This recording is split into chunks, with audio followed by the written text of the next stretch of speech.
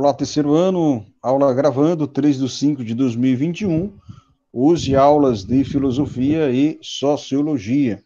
Sejam bem-vindos e sejam bem-vindas a mais uma aula.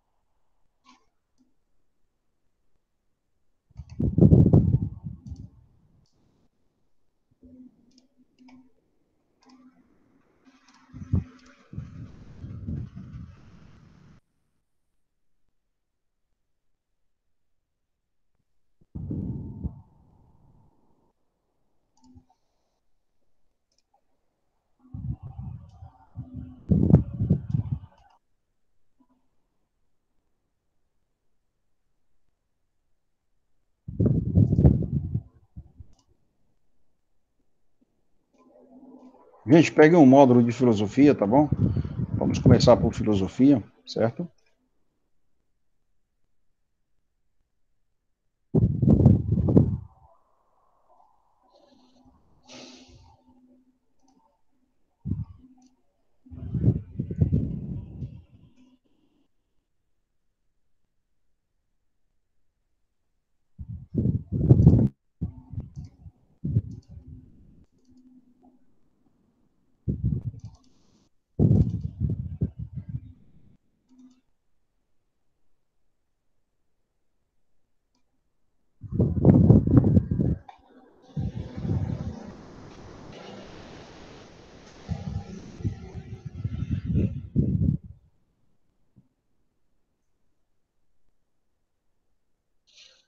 Então, atenção para a chamada.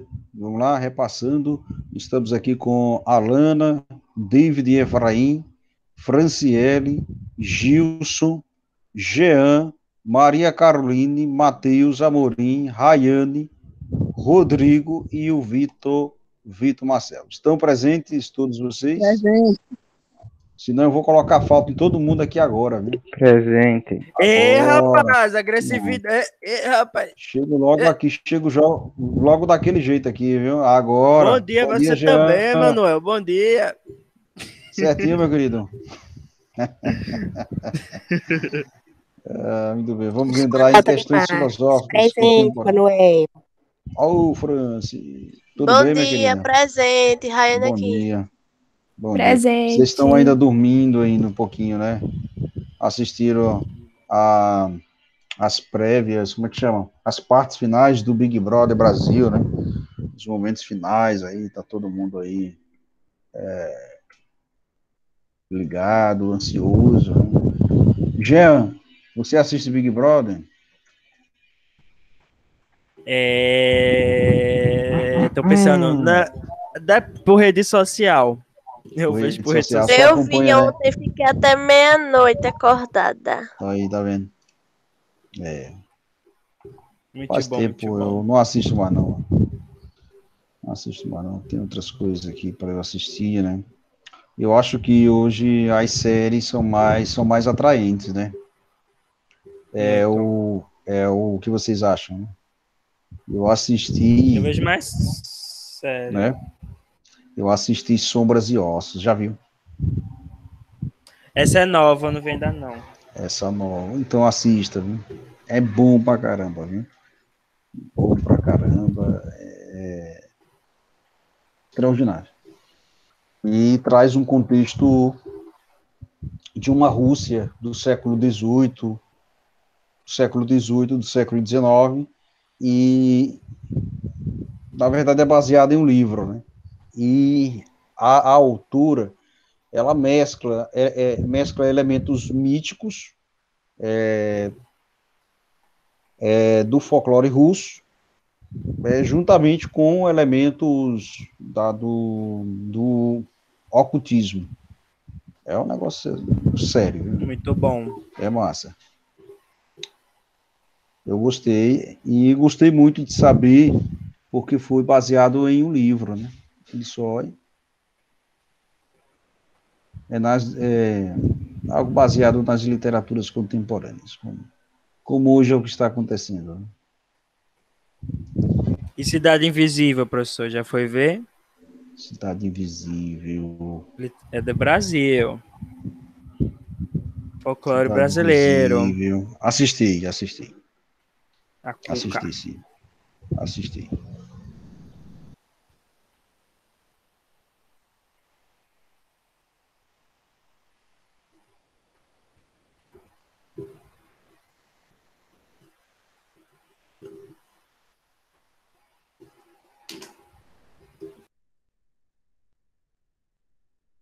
Assisti, não vejo tudo, mas dá para observar muita coisa boa, sabe? É, É vou banheiro bacana, aqui rapidinho, professor. bacana. E Cidade Invisível também é bom, né? Muita coisa começou a se esclarecer, é uma mistura de magia com realidade, né? Traz o folclore brasileiro, as lendas, também a religiosidade afro-brasileira, né?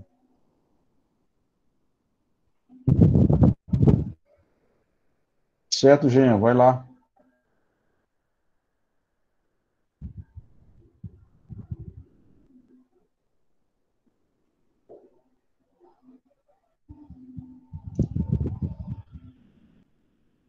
Só um momentinho, tá bom, gente? Estou aqui arrumando aqui para fazer uma apresentação a todos vocês.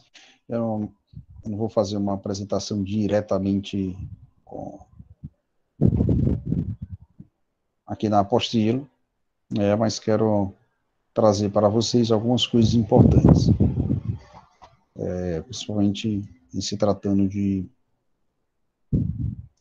temáticas da filosofia atual, ok?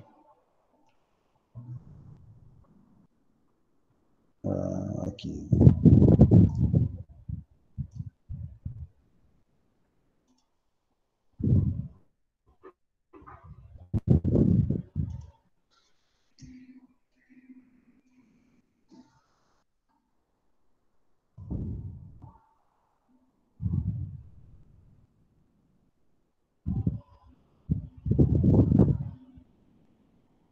Mais um minuto.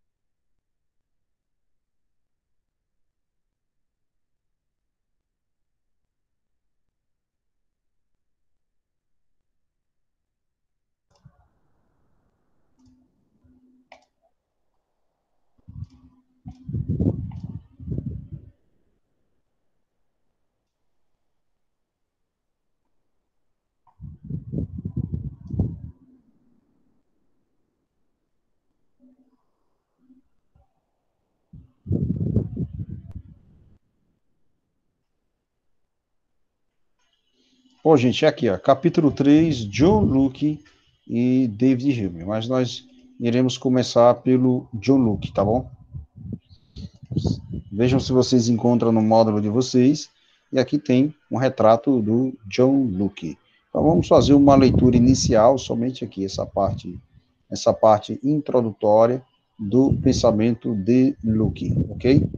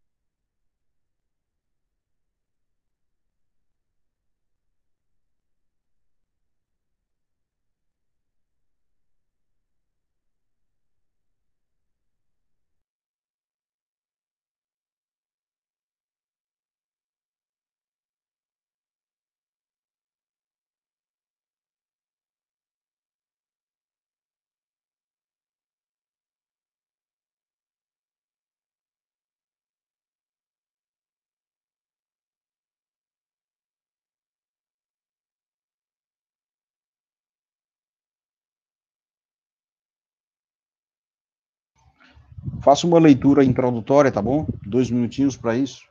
5 minutos tá bom, né? Só uma introdução aí sobre o look, tá? Só uma introdução.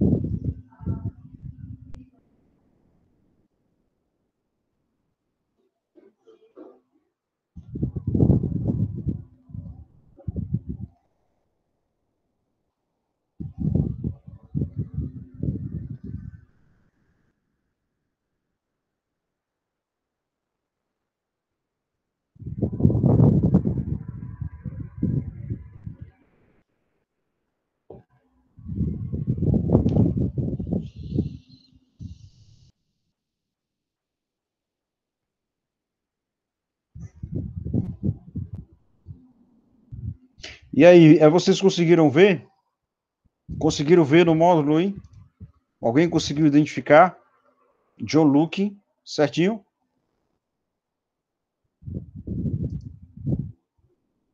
Me dê o feedback aí, por favor.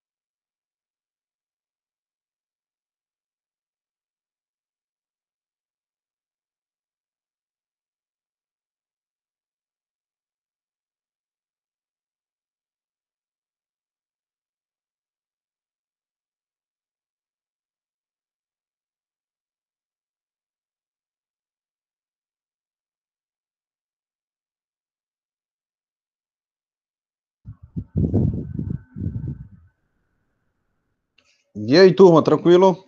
Vamos lá, fizeram essa leitura bacana. John Luke na veia.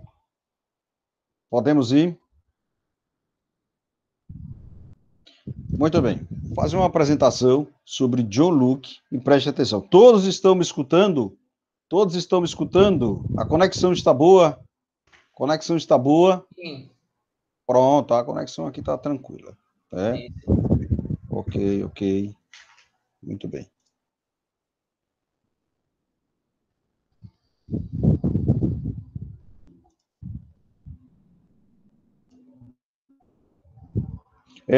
Professor Luciano, o senhor me ouve agora?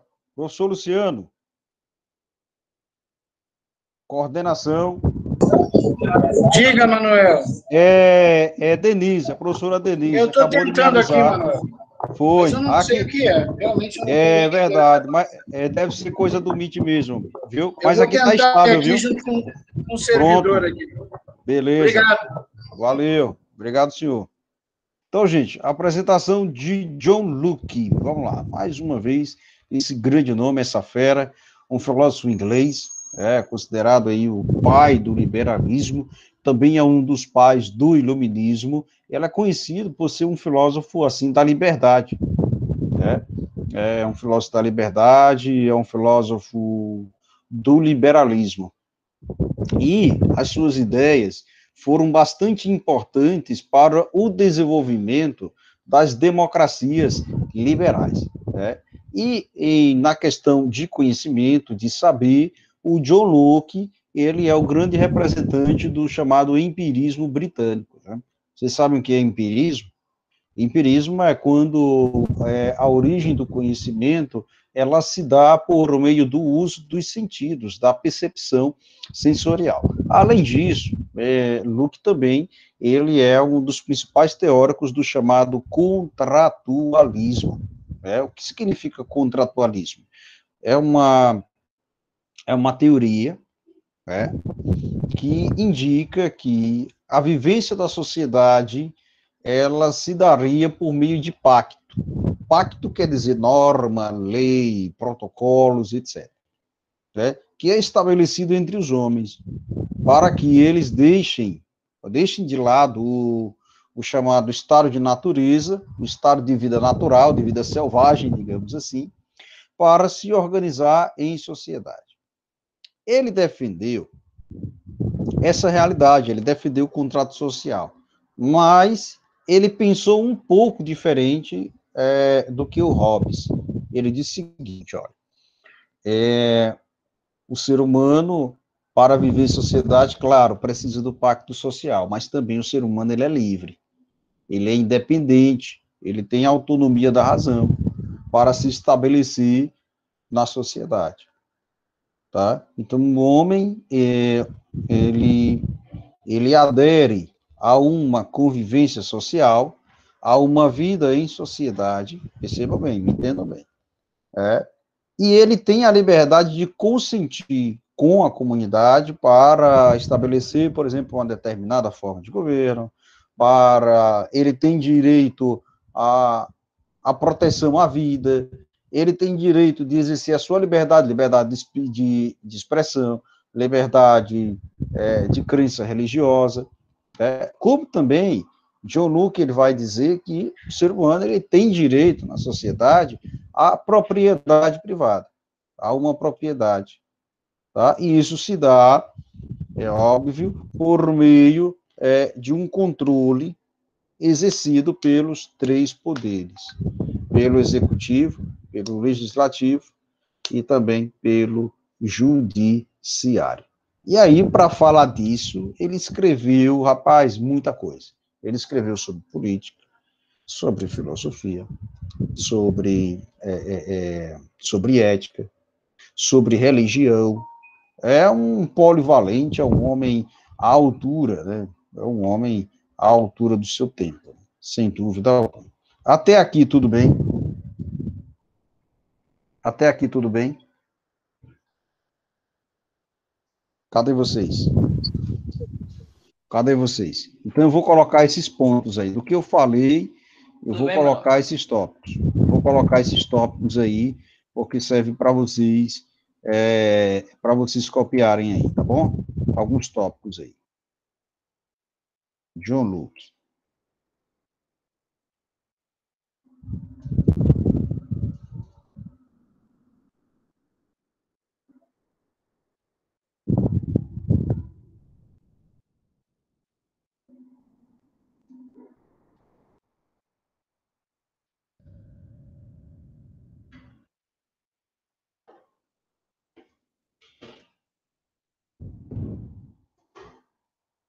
Estou digitando aí para vocês.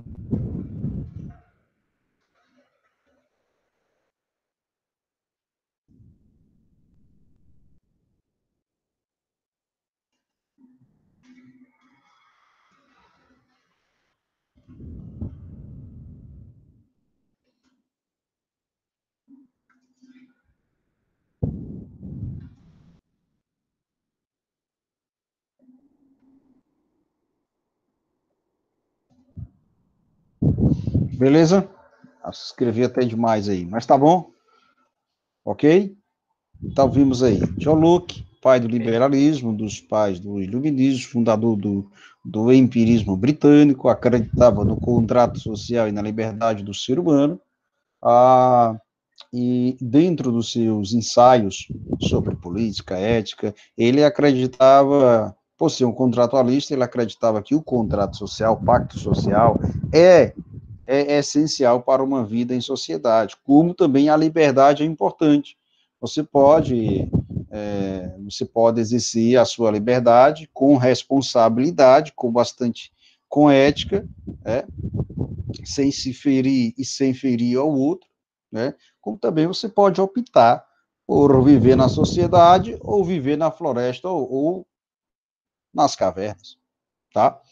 Os 3 direitos fundamentais aos quais todo ser humano precisa ter, ele era um grande defensor, um exímio e rígido defensor desses 3 pontos, desses 3 direitos fundamentais, desses 3 alicerces das democracias liberais: o direito à vida, o direito à liberdade e o direito à propriedade privada.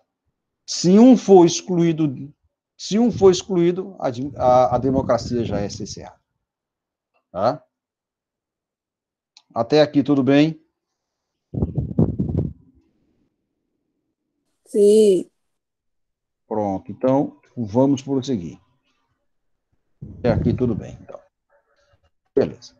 Entre as suas obras, ele escreveu obras de John Locke. Ele escreveu algumas coisas fundamentais. Olá, Mateus. Muito bem, garoto. Ele escreveu algumas obras fundamentais que foram que delinearam a política atual.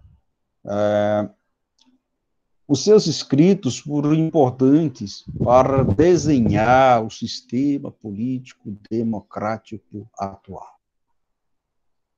Ele escreveu o primeiro tratado sobre o governo civil, que ele vai criticar aí o direito divino dos reis. Veja, como se, por ser um iluminista, um contratualista, ele era contra o direito divino dos reis, ele era contra a monarquia absolutista. Já Hobbes, ele pensava diferente do que ele. Tá? E ele diz o seguinte, esses direitos fundamentais não passam pela decisão dos monarcas, dos reis. Esses direitos fundamentais, eles não são coisas sobrenaturais. Vocês estão me entendendo? São direitos naturais de todo ser humano. Tá? Então, não passa pela decisão do rei e não passa também por uma dádiva divina ou por um desejo divino. Vocês estão me entendendo até aqui, né? Ou não? Então, ele foi contra um cara chamado Robert Filme, né, que ele dizia que o direito divino dos reis é a base da paternidade de uma sociedade e é a base também das decisões de uma sociedade, da sociedade ocidental, por exemplo. No seu segundo tratado, né, os homens escreviam tratados, muita coisa, ótimos escritores. No seu segundo tratado do governo civil, ele vai expor sua teoria, a sua teoria é do Estado liberal, o valor, o direito à propriedade privada. Tá? O direito à propriedade. E ele diz que a propriedade ela é baseada em um consentimento legal e é legitimada. Deve ser legitimada pelo Estado. E nenhum governo pode excluir esse direito. Beleza até aqui, né? Tranquilo, tranquilo?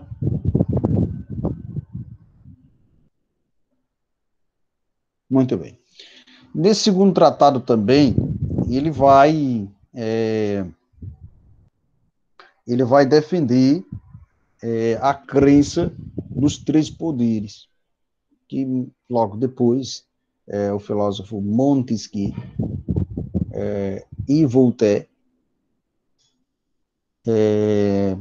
declararam que a democracia poderia ser administrada por essas três formas de governo: poder executivo, poder legislativo e o poder judiciário. Tá certo? Então, o professor Luke foi importante para as democracias liberais, ele foi importante também pela Declaração dos Direitos Humanos, com certeza. Quando se fala de liberdade e propriedade, temos um manual filosófico bastante honrável, que são as obras de Luke, tá certo? Disso nós não podemos negar de maneira alguma, tá bom?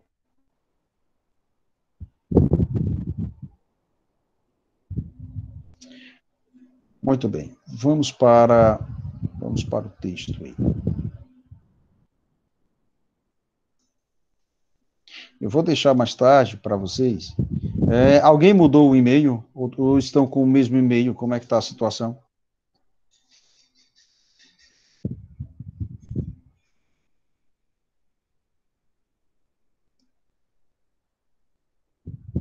Alguém está com o mesmo e-mail? Não mudaram, né?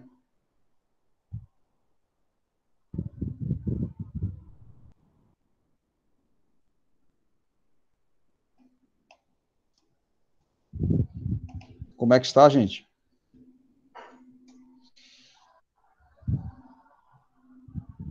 Acho que ninguém mudou. Tá bom, Gilson, beleza. Tranquilo. Beleza. Mesmo e-mail, né, Vitor? Tá certo.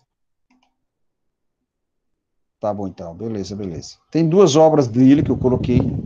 É o segundo tratado sobre o governo civil e também o ensaio sobre o entendimento humano. São essas duas obras dele, tá certo? Então, vamos lá. Luke, vamos para o módulo aqui. Vamos no que interessa sobre filosofia, certo? Estão visualizando?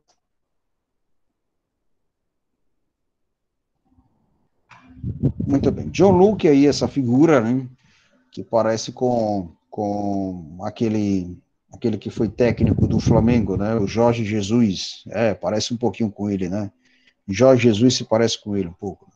Então, Locke, considerado o pai do liberalismo político e empirismo filosófico, formado em medicina, ciências naturais e filosofia, olha só em que o cara era formado. Ele dedica a sua vida aos escritos sobre a política e filosofia, abandonando a medicina. Seus pensamentos e obras têm como pano de fundo as revoluções inglesas, a revolta contra a dinastia Stuart e o absolutismo. Ele foi defensor da monarquia constitucional e representativa, ou seja, do parlamentarismo.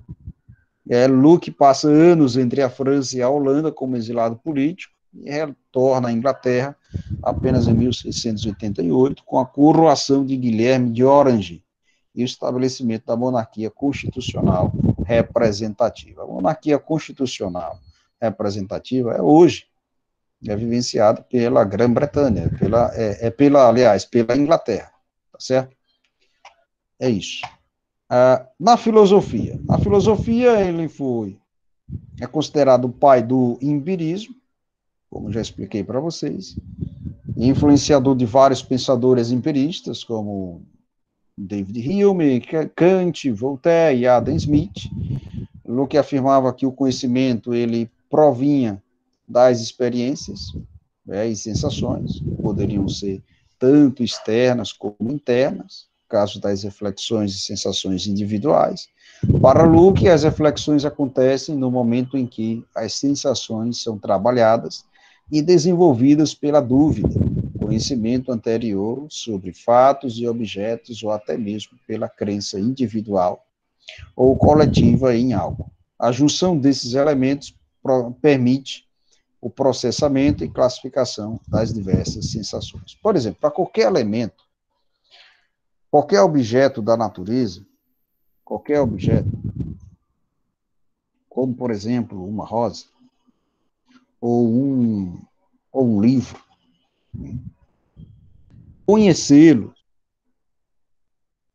implica experiência, implica experienciá-lo. Como, professor? Você pega uma rosa, você observa todos os seus detalhes,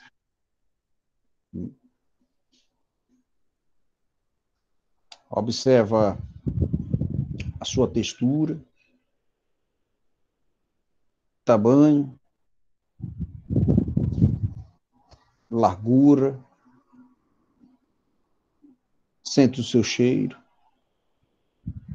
para depois trazer todos esses aspectos captados pelos sentidos para a mente. Você não conhece apenas olhando e trazendo para a mente, você conhece observando, tocando, cheirando, ou até ouvindo. A mesma coisa de um livro. Para você criar uma formulação racional, mentalizar um livro, mentalizar uma imagem, precisa se passar pelos sentidos, pela percepção sensorial. Tem que conhecer no tato. Isso significa empiria. Vocês estão me entendendo até aqui, né? Tudo certo até aqui, não é isso? Sim, sim. Pronto, muito bem. Eu vou deixar uma atividade mais tarde para vocês. Nossa aula termina 11h10, né? 11h10. Só estou fazendo aí uma introdução bem básica mesmo, bem simples, bem geral, sobre John Locke, né? Tem uma coleção, se vocês quiserem conhecer um pouco sobre a vida de Locke, né? Tem a coleção Os Pensadores, é simples para o conhecimento. No livro, para as aulas de filosofia, eu me baseio nesse livro aqui, me traz algumas coisas gerais sobre o Rio, né? Sendo que eu gosto do livro de filosofia, é o maior, né? E também existe um livro de capa amarela, ele é vendido até na Escariz, né? Lá apresenta alguns resumos dos grandes filósofos, e ele é ótimo para o Enem, tá certo? Ele é ótimo para o Enem. vamos ver uma atividade, e aí, hoje é somente uma aula introdutória, né? Depois nós veremos aí, passo a passo, veremos os contratualistas, o que é contrato social para John Luke, etc. Tá? Para depois a gente entrar em Rio. Vamos responder essa primeira questão aqui. Essa primeira questão.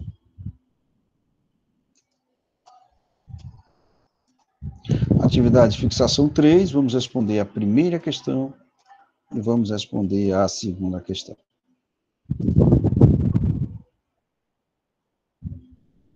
Certo?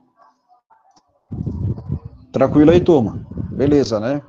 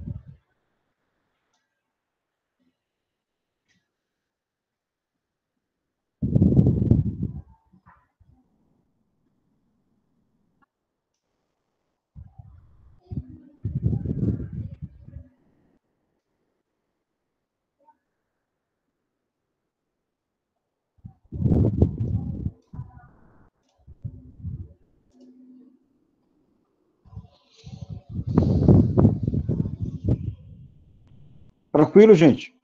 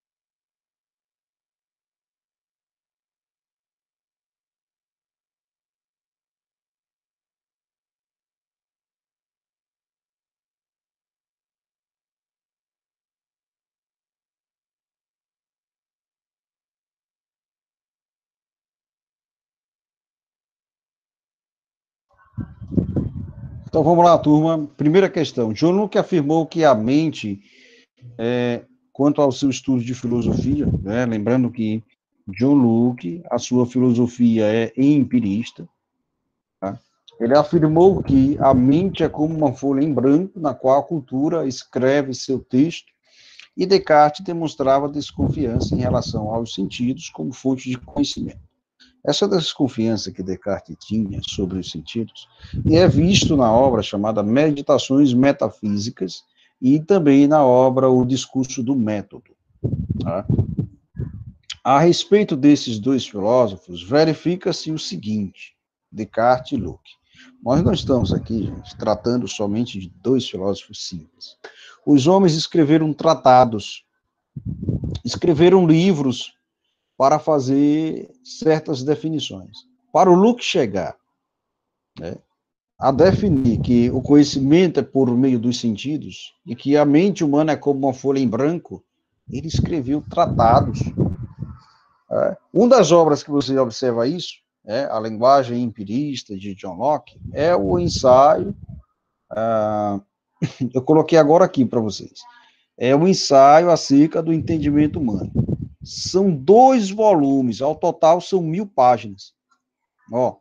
Para eles chegarem a essa afirmação, eles tiveram que argumentar, propor, fazer proposições, contra-argumentações, conclusões, refazer suas conclusões. É muita coisa, não é verdade? Tal filosofia assim não é coisa simples, não é decorar frases pensadas que estão no site O Pensador, apesar de que aí no Google tem muitos artigos bons, e eu vou recomendar para vocês, principalmente artigos que são produzidos por professores da UFES, eu vou recomendar, numa linguagem legal, simples. Então, vamos lá. O que foi que vocês marcaram aí? A primeira questão, o que foi que vocês marcaram? É uma questão geral. Letra C. Simples, letra C. Leia a letra C, Franciele, por favor. Descartes e Locke possuíam a mesma concepção, pois ambos eram críticos do iluminismo. Eram críticos do iluminismo? Era isso, críticos do iluminismo? Eu marquei letra B. Letra B. Letra B. Por que a letra B? Porque Locke é um representante do empirismo, como Sim. do texto, e Descartes do racionalismo. Isso. Nós não vimos tanto sobre Descartes, já foi no final da primeira unidade, você lembra, Gilson? Eu coloquei só uma questão da prova, só uma questão na prova, né? Eu lembro. Mas eu coloquei apenas uma questão, né? Mas se nós fôssemos trabalhar mais a fundo Descartes, eu teria que ter colocado mais 5, 6 questões. É muita coisa, eu digo a vocês, é muita coisa. John Locke, quando eu fiz a graduação, comecei a ver Locke, nós estudávamos artigos, resumos e a obra, né? Eu fiquei pasmado, né? Essa obra aí, ensaio acerca do entendimento humano, só tem 100 páginas, divididas em volume 1 e volume 2. O quanto o cara escreveu para comprovar o que ele estava dizendo, né? Então a letra B de bola, com certeza, né? Questão simples, bem geral mesmo. Locke é um representante do empirismo e Descartes é um representante do racionalismo. E a segunda questão, vamos lá, para fechar, e temos que entrar em sociologia. Vamos lá, Gilson, pode pegar essa questão aí, meu querido, e ler? Vamos agora refletir mesmo, filosofar. Vamos lá, Gilson.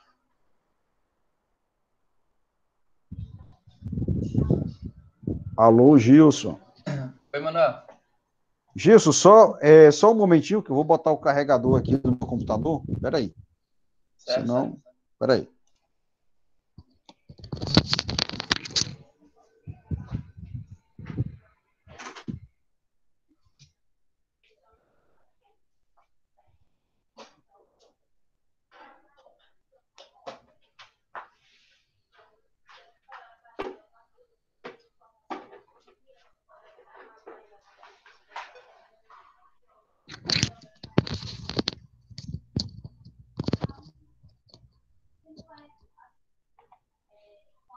Pronto, Gilson, beleza.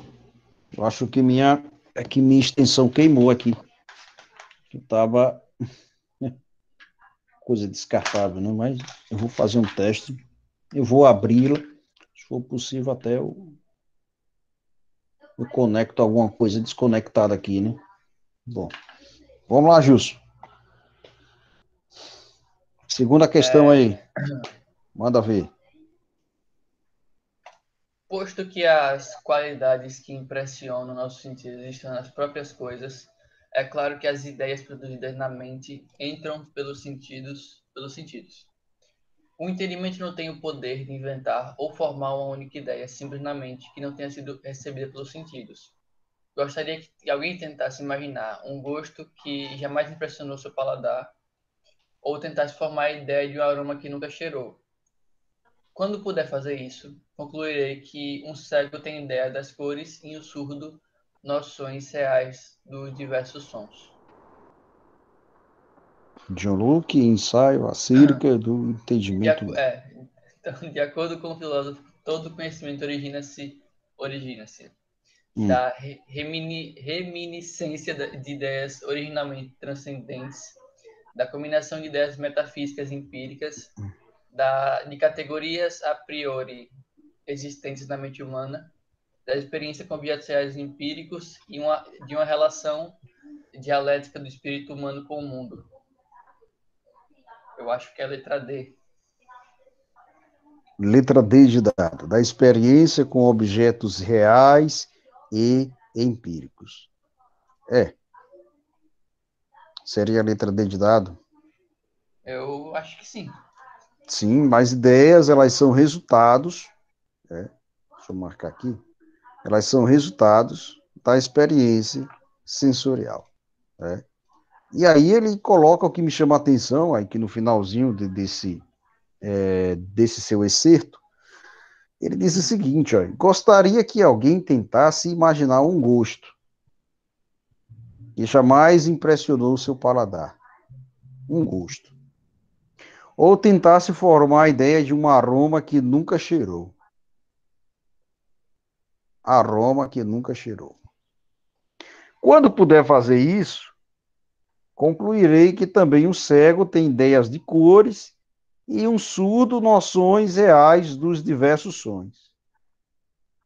Em outro entendimento, Gilson, continuando, até que eu prove o contrário, jamais você pode imaginar um gosto que nunca seu paladar sentiu, tocou, ou jamais você pode aí formar um aroma, pelo seu olfato, né? Sem nunca ter cheirado. Você, para John Locke, ou Locke, você faz comparações entre aromas cheirando. Verdade? Verdade? Sim, sim. Tá? Eu conheci um cara incrível. O cara o cara tem uma bagagem sensorial, uma experiência sensorial muito aguçada, né? E ele consegue distinguir 6 tipos de cerveja. 6 tipos de cerveja. E com os olhos vedados. Eu não sei aquilo, né? Eu não bebo, tudo mais. O cara é um gênio, né? Imagina só essa situação. Então, gosto, né? Quando você faz uma comparação, fala. Não tem aquele negócio que o pessoal vai se reunir para testar gosto de vinho? Sim. Ali é a bagagem que a pessoa já tem de experiências passadas. Bebe todas. Já reconhece as nuances entre os sabores. Etnologia, eu acho que é isso. O estudo do vinho, né? Alguma coisa assim.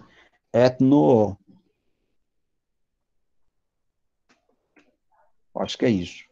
A pessoa. Mas não é um conhecimento que ele obtém somente de livro, né, Gilson? É um conhecimento prático, sensorial. Né? Ele só sabe degustando. Né? Se ele não degustar, ele não sabe. Para ele ter uma ideia racional, é, sobre uma determinada marca de vinho, ele precisa ter resultados experienciais, resultados experimentais. Que coisa, né? Inteligência, né? Mas aqui há uma briga, Gilson. Há uma briga entre Descartes e Locke, que é o conhecimento é racionalista ou empirista, e essa briga foi até Kant. Quando então, Kant, ele mesclou as duas coisas. As duas coisas são importantes para a produção do conhecimento. Mas foi uma briga, viu? E até hoje aí, isso é debatido. Isso é debatido. Muito bem. Então, aqui a gente termina filosofia, parando aqui de compartilhar para vocês, vamos entrar em sociologia, certo? Vamos lá, vamos entrar em sociologia agora. Sociologia 3/5/2021. A aula está gravando.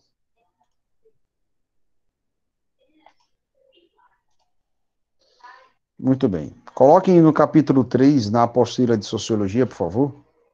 Capítulo 3, sociologia. As atividades eu vou deixar daqui a pouco no e-mail de vocês, certo? Isso aí. E já vou passar atividades realmente para vocês conhecerem, né?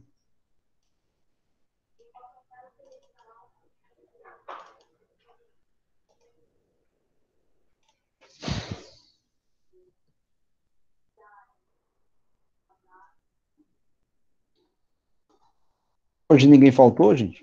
Ninguém faltou hoje?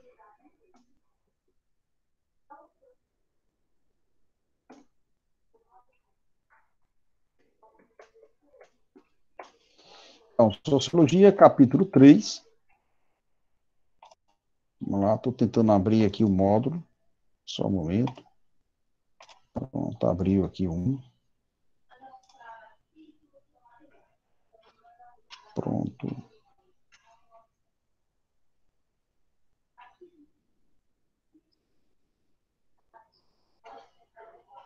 Vamos lá, vamos para Estado e Democracia. Estado e Democracia, capítulo 3.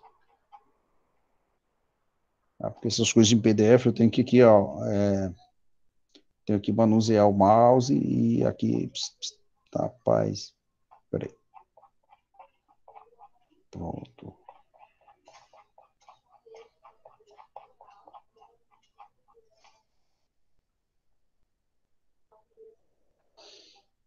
Capítulo 3, Estado e Democracia.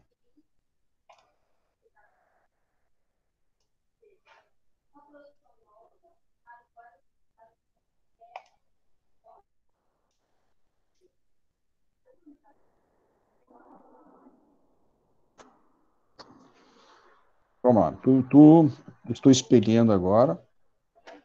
Muito bem. Tem uma leitura aí na parte, faça uma leitura tranquila, inicial, introdutória, né, sobre o capítulo 3, Democracia e Origem. Aqui, Democracia e Origem, certo?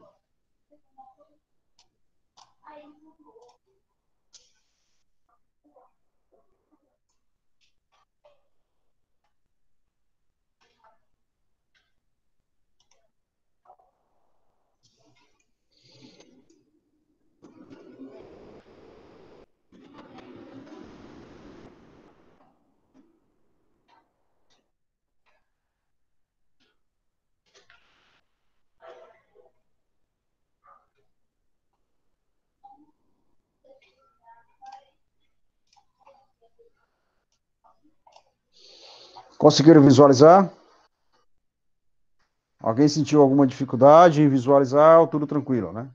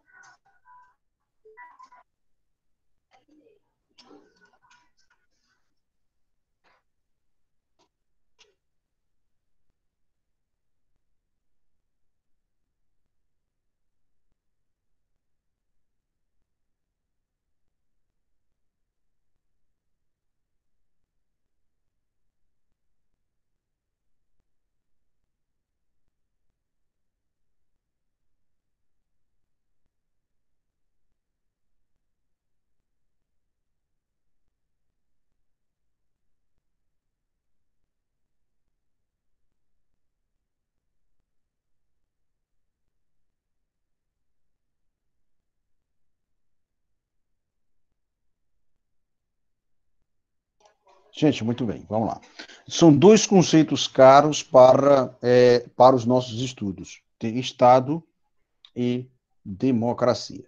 Tá? O que é que nós podemos entender desses dois conceitos? Primeiramente, quando se fala de Estado, né, Estado é um tanto diferente de governo, tá?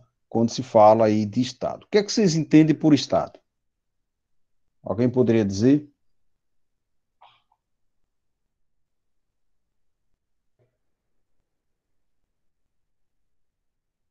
Alguém poderia dizer o que é que significa Estado? Estado é governo? Estado, gente, é um conjunto de instituições, né,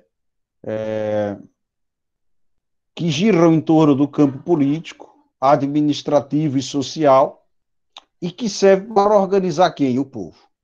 Quais são as três instituições que basicamente organizam o povo, que estão ali para organizar o povo? O executivo, o legislativo e o judiciário. Essas são as três instâncias,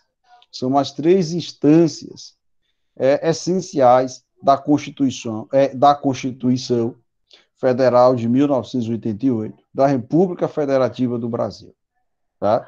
Estado é toda a sociedade política que inclui também o governo, tá certo? Que inclui também o governo. Então, o Estado ele tem a função executiva, a função legislativa e a função judiciária. O governo, que geralmente passa pela democracia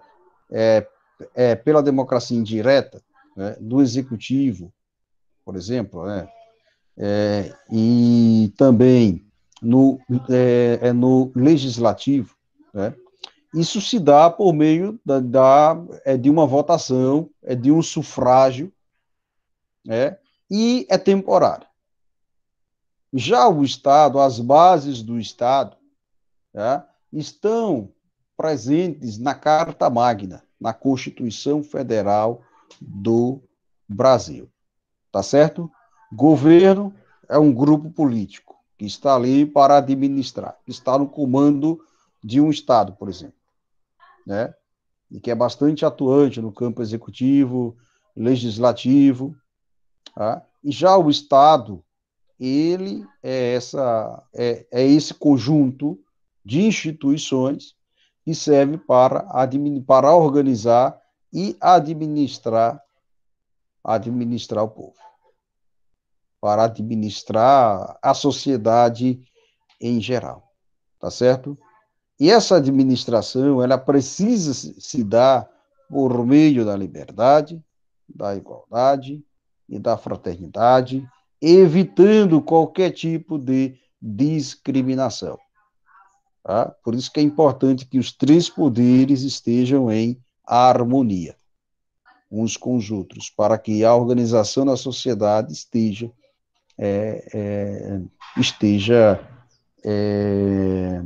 estabilizada. Tá certo? Até aqui tudo bem? Tranquilo? Vocês já viram isso, né? É um assunto bom. Tranquilo até aqui. Né?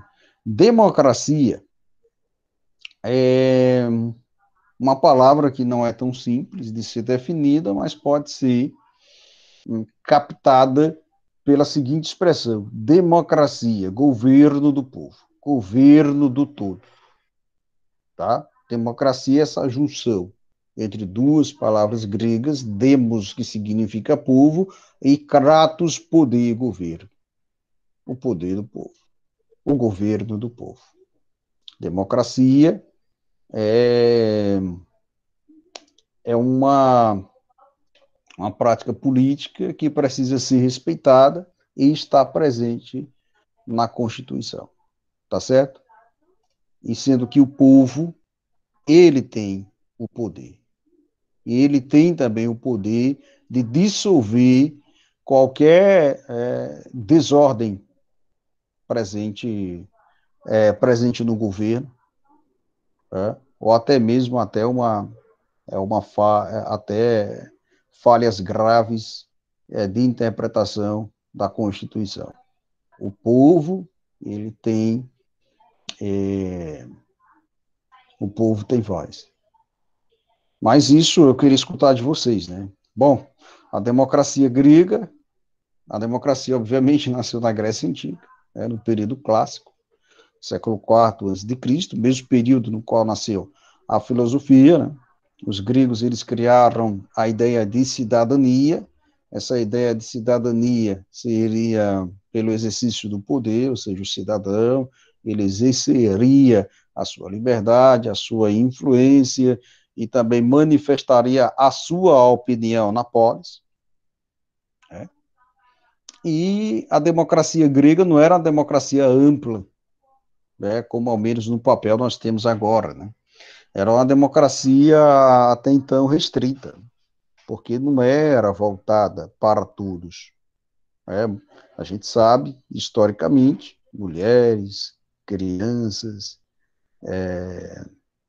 estrangeiros, escravos, não tinham o título, o status de cidadão na Grécia Antiga. Mas essa ideia de democracia grega para uma democracia mais aberta começou a ser impulsionada no período da Revolução Francesa, e consolidada filosoficamente, constitucionalmente, estando presente na Declaração dos Direitos do Homem, com o Iluminismo.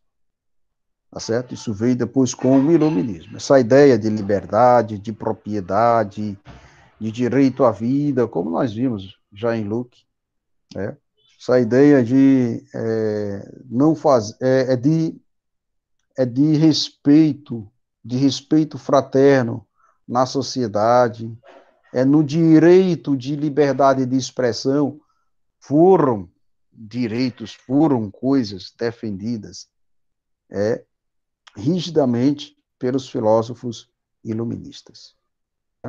Vamos aqui observar esse texto aqui. Está escutando, Jean? Gilson, tudo tranquilo até aqui? Vocês estão observando? Tudo bem até aqui? Alô, gente? Alana, David, Franciele, pronto. Beleza. Nesta aula eu não vou colocar vídeo. Manuel, certinho. Pronto, beleza, França. Nessa aula eu não vou colocar vídeo ainda não, vídeo expositivo, didático, né? Vou deixar como atividade para depois na aula seguinte, eu apresentar e contextualizar, e nós aqui fazermos algumas reflexões, tá bom? Hoje somente vamos ficar aqui na questão do diálogo, do discurso, certo? Vamos lá.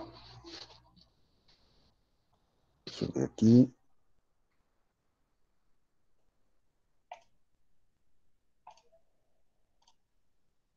Visaram aí? Pronto.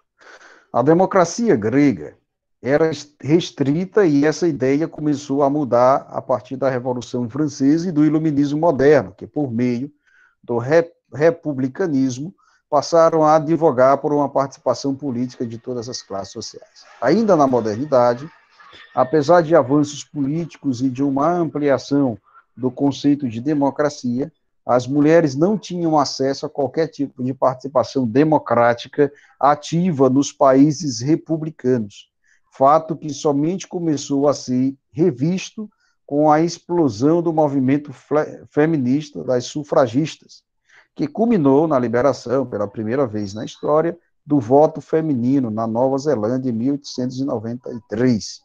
e depois se estendeu pela Europa, né? Apesar de conhecermos de perto a democracia, o conceito que designa a palavra é amplo, pode ser dividido e representado de diferentes maneiras, não existindo apenas um tipo de regime político e democrático.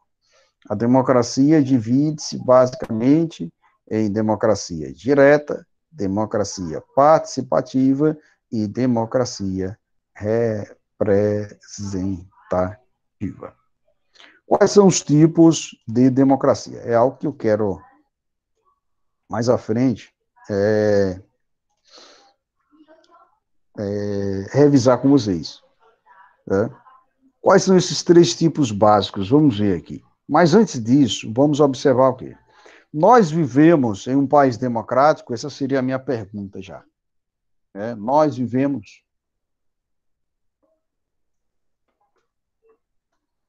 em um país democrático? A democracia é um direito vivido? Divino? É vivido no Brasil? Eu acredito que sim, né? Sim. Por enquanto sim. Por enquanto, né? Até se estourar um caos, né? Até agora, bom, nós vivemos, né? A democracia. E vocês? Os demais? O que é que se entende por democracia? O que é que vocês entendem por democracia? O que é democracia? Como o conceito é amplo, eu Jean repasso a sabe pergunta para muito vocês. desse assunto, Manuel. Como é? Jean é bom nesse assunto, Jean. Jean, né? E você, Francis, o que é democracia? Diga aí pra gente. Rapaz, acho que é tanta coisa. Resumindo em poucas coisas, o que seria essa tanta coisa aí, essas tantas coisas? Mas não tá vindo na cabeça não agora. Mas eu sei que é tipo um negócio de... Não, por exemplo, direito a voto, nós essas temos, coisas. né? Isso, direito a voto, nós temos. A Direito de ir e vir, política. temos. Direito de propriedade privada, nossa casa é o nosso bem. Nós temos esse Sim. direito. O Estado não pode tomar, né? Jamais pode tomar. A sua casa, o seu bem. Isso é um direito que nós vimos com quem, gente? Agora há pouco, em filosofia, nós vimos com John Locke, né? Democracia é o poder do povo. Observa aí o que tem aí no módulo. Isso é muito forte. Democracia é o poder do povo. É muito forte isso. A democracia direta, 3 tipos de democracia. A democracia direta é a democracia original, né? É a democracia de nascença. É a democracia exercida por aqueles que tinham o status de cidadão na Grécia Antiga. Lá não tinha eleição de representantes, o que existia era um corpo de cidadãos, que legislava. E os cidadãos, geralmente, se reuniam na praça pública, principalmente de Atenas, né? A praça se chamava Ágora, e eles faziam as suas assembleias legislativas, onde criavam-se leis, debatia-se sobre assuntos gerais, alterava leis, e cada cidadão, aquele que portava o direito de falar, podia participar diretamente. Estava ali, podia concordar ou discordar e votar. Né? Coisa que na Grécia Antiga existia. Né? E que geralmente, como a nossa democracia ela é representativa, né? Às vezes a gente escuta aí, olha só, a Câmara Legislativa aprovou uma lei da noite para o dia, sem ter consulta popular. A consulta popular, ela seria uma espécie, assim, uma forma momentânea, passageira, de, sei lá, talvez de uma democracia direta, né? Passageira, de expressão de democracia direta. É uma coisa até então não fácil, né, de ser compreendida. Né? Continuando. Cada cidadão podia participar diretamente, emitindo suas propostas legislativas e votando nas propostas de leis dos outros cidadãos. Os cidadãos atenienses tinham muito apreço por sua política e reconheciam-se como privilegiados por poderem participar daquele corpo tão importante para a cidade. Por isso, eles levavam a sério a política. A política é o principal instrumento da filosofia.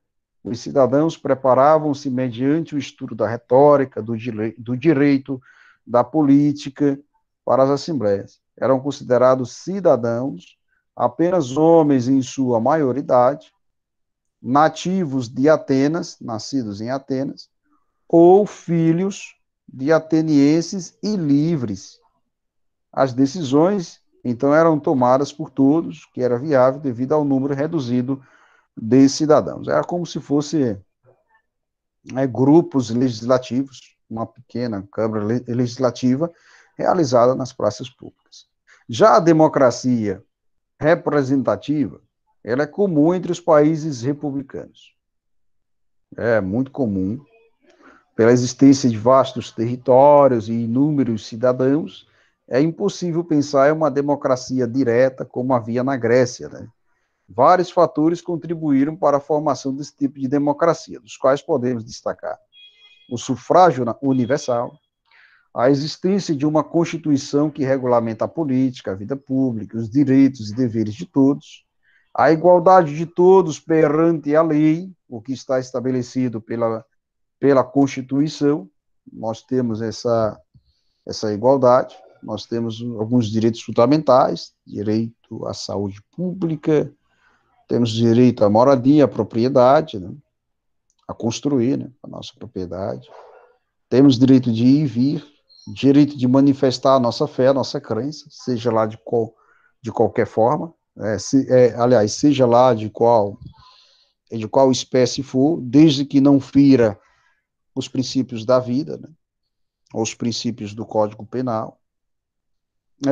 Necessidade de elegerem-se representantes, isso é bem presente em uma democracia representativa republicana, pois não são todos que podem participar, e a necessidade de alternância do poder para a manutenção da democracia. Esse é outro ponto importante. Então, os governos é preciso ter eleição, de período a período, para que a democracia permaneça. Tá? Um governo que, por exemplo, passa 10 anos, 15 anos no poder, gerindo o poder executivo, na minha opinião, eu acho que isso é demais. Deve ser substituído por outro, né? É demais. Tá? Então, as democracias representativas são regidas por constituições que estabelecem um Estado democrático de direito. Nessas organizações políticas, todo cidadão é considerado igual perante a lei e todo ser humano é considerado cidadão. Não pode haver desrespeito à Constituição, que é a Carta Maior de Direitos e Deveres do país. Os cidadãos elegem representantes que vão legislar e governar em seu nome, sendo representantes do poder popular nos poderes executivos e legislativos. Aqui no Brasil é comum a gente esquecer em quem votou, né? Geralmente é comum, né? Mas para que a democracia seja exercida, pelo menos com o devido esclarecimento, é necessário lembrar, né, em quem a gente votou, cobrar em quem a gente votou. Isso é importante. São coisas importantes. E qual é a vantagem dessa organização política, assim, dessa organização representativa? Né? É a exequibilidade, e sua desvantagem é a brecha para a corrupção, para aprovar leis de desigualdade, ou leis que gerem infrações. e por ser um sistema em que a participação política não é exercida diretamente, mas por meio de representações, ele é chamado de democracia indireta, que é por meio do voto. Tá certo? Por meio do voto. Aqui eu vou dar uma paradinha, na próxima aula eu vou retomo democracia participativa, exemplos de democracia, tá certo? Aqui eu vou dar uma paradinha e vamos responder a primeira questão. Vamos lá, coloquem no módulo de vocês.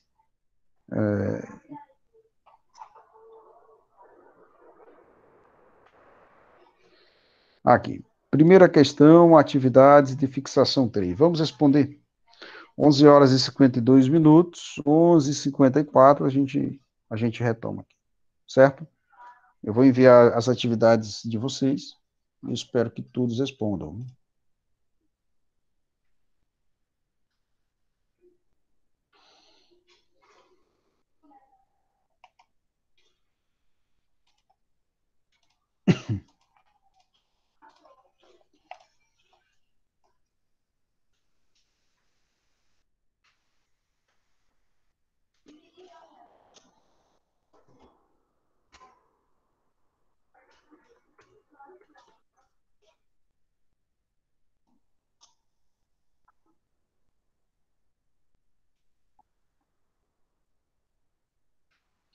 Jean, se eu passar 10 questões, tá bom?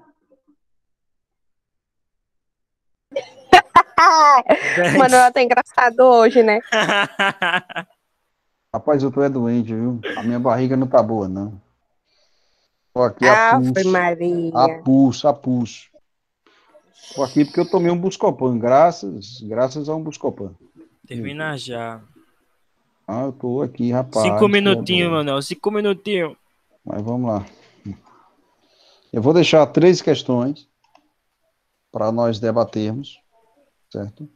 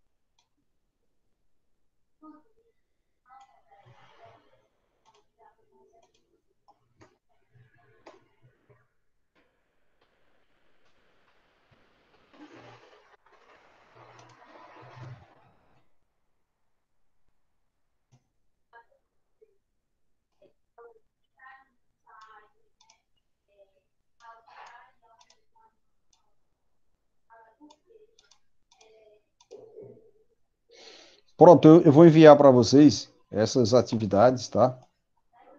Eu espero que vocês consigam responder a tempo. São baseadas em vídeos e vocês vão usar bastante o caderno, certo? Beleza? E aí na próxima aula vai ser um grande momento de reflexão, de reconhecimento sobre a importância desses dois conceitos para a sociologia: Estado